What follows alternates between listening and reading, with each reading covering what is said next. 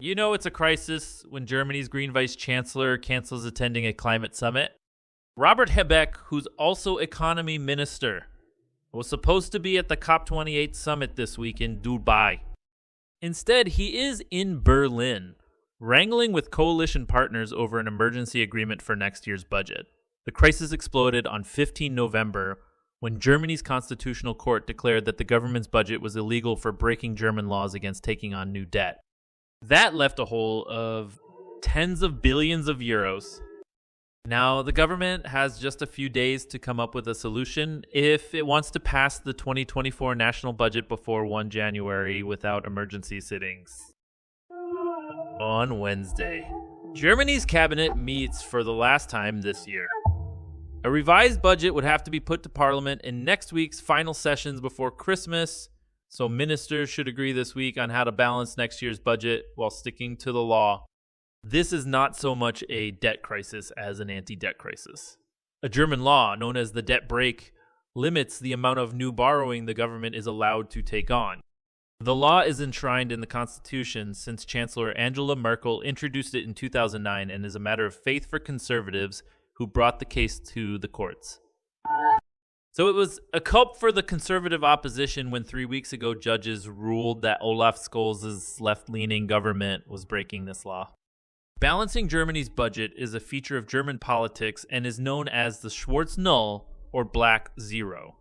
It limits a government's budget deficit to 0.35 of economic output. Exceptions are allowed in national emergencies such as the COVID pandemic. The government had planned to use emergency debt left over from the pandemic to spend on Germany's shift to green energy instead. Germany's constitutional court has declared this wheeze illegal. That leaves an estimated shortfall of your 16 and PC1 ban. $65 million for 2023 and year 17 million for 2024. For the current year, the government has decided to get round the debt brake by declaring 2023 an emergency year because of the energy crisis sparked by Russia's invasion of Ukraine, although this may also be challenged in the courts. But so far, it's not clear what Mr. Scholz is proposing for 2024. A much anticipated parliamentary speech by the German Chancellor last week did nothing to clarify that. His main message was, "Trust me, we have a plan." He also repeated his mantra in German accented English that you'll never walk alone. Behind the scenes, the three coalition parties have spent the last few days in late-night meetings scrambling to reach an agreement. German commentators can only guess at who's negotiating what, based on which government building has the lights on late at night. Broadly speaking, the only solutions are tax rises, spending cuts, or more debt. But these are three very different parties with conflicting views over borrowing and spending. The business-friendly small state liberal FDP, which runs the finance ministry and holds the purse strings, is ideologically opposed to higher taxes and obsessed with keeping the debt brake.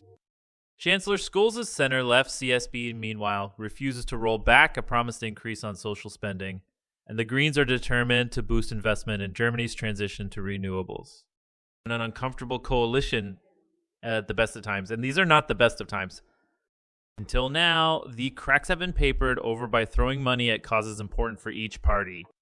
But all three are doing badly in the polls and have been punished in recent regional elections, making party members unruly and party leaders less open to compromise. The main reason that a compromise looks possible is that poor poll numbers mean there's no appetite within the government for fresh elections. Green ambitions to soften the debt brake will be difficult to agree in Parliament because this needs a 2/3 majority. Opposition conservatives smell blood, so are in no mood to compromise, and even liberal coalition partners may not agree. But Robert Habeck is rumored to be planning to get around borrowing rules by arguing for an exemption for crucial future infrastructure. Either way, the coalition may still find a way to spend money on what's important to each party, just less of it.